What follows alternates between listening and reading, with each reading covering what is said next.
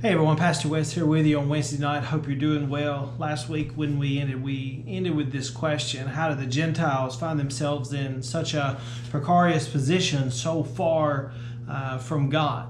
And the answer is really found in the biblical history of mankind. We know in the beginning, in the book of Genesis, it talks about how God created Adam and Eve, and they enjoyed communion with God in the cool of the garden in the morning time, and until they sinned. When they sinned, God had to expel them from the Garden of Eden, and they were left to live in a cold, cruel world where they were made to work by the sweat of their brow, and they produced sons and daughters. Their sin nature began immediately through that lineage. Their son Cain slew his brother Abel.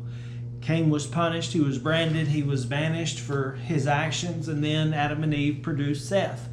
And at this point, we have two lineages that are formed, the family of Seth, the family of Cain. And really, when you go back and you look at it, neither line produced godly people.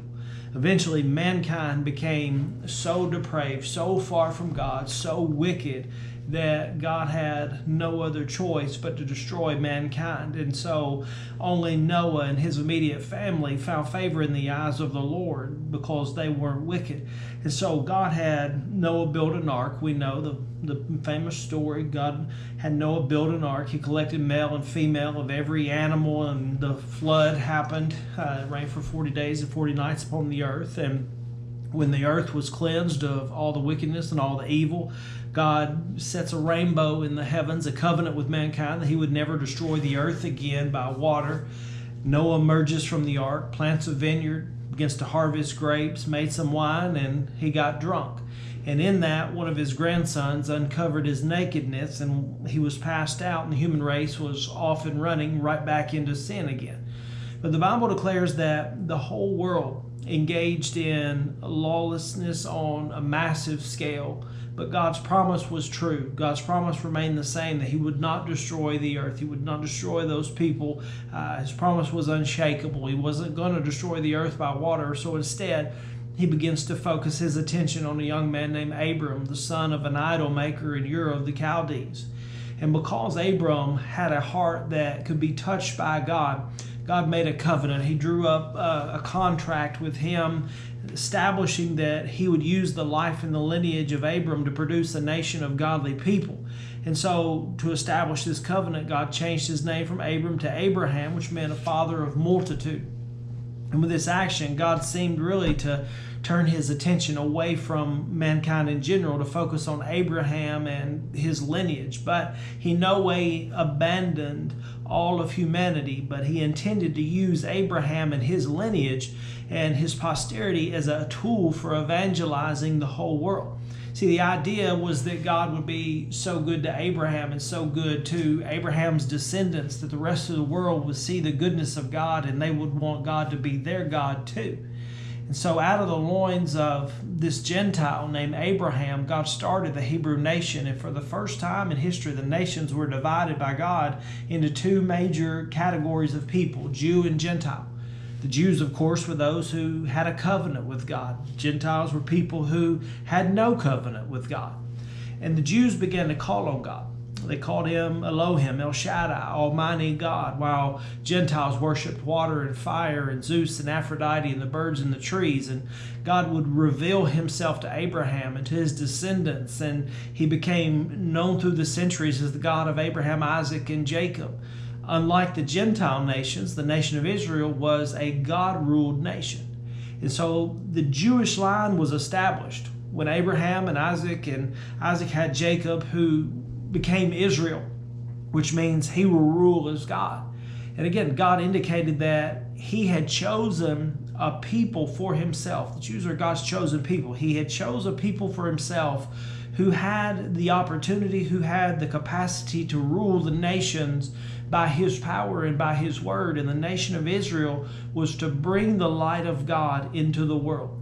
In fact, Exodus 19:6 says that Israel was ordained to be a kingdom of priests and a holy nation. And unfortunately, the Bible records how Israel repeatedly went from devotion to apathy to outright rebellion with regard to God. And then when their rebellion led to their near destruction, they would turn back to God, and God would deliver them from their enemies. And this cycle was something that was repeated over and over throughout the centuries. And nevertheless, God would still bring his Messiah from this line of the circumcision. From Jacob, from Israel came the nation. Jacob had 12 sons whose families later became known as the 12 tribes of Israel. The nation of Israel fell into bondage, as we know, to Egypt for 400 years, and then God sent Moses to deliver them. They walked through the Red Sea on dry land. Pharaoh's army was destroyed behind them, and began their journey back to the land that God had given them. And during the 40-year trek through the wilderness, God preserved them. God provided for them supernaturally in a treacherous desert. A pillar of fire would keep them warm and guide them also at night, and a pillar of cloud would keep them cool and guide them by the day. God dropped manna from heaven every morning to feed them. Quail were sent when they complained about the manna. Several times water was made available by God's miraculous intervention. I mean, they were kept healthy. Their clothes, their shoes never wore out. But during this time, God gave the Jewish people something far more precious. He delivered to them the book of Romans called the oracles of God. God gave Israel his law, the principles of his kingdom, and he also began to reveal to them his glorious plan of salvation through the form and function of the tabernacle. And these were three parts to the tabernacle: the outer court, the inner court, and the Holy of Holies. And in each one of these sections, there were specific pieces of furniture that represented our redemption through Jesus Christ. The final destination being the Holy of Holies, where the presence of God resided. And so if you look down upon the tabernacle from the mountaintop, you would see that it was built in the shape of a cross long before crucifixion ever existed. This amazing structure had one objective, and it was to move God's people close to him.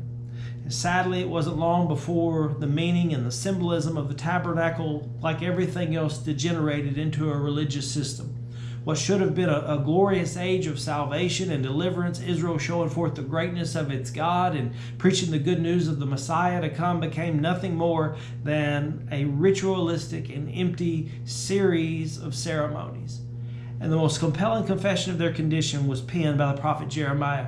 He said, "The harvest is past, the summer is ended, and we, Israel, are not saved." We'll pick back up here next week. Till then, I hope you have a great rest of your week. I love you. God bless you.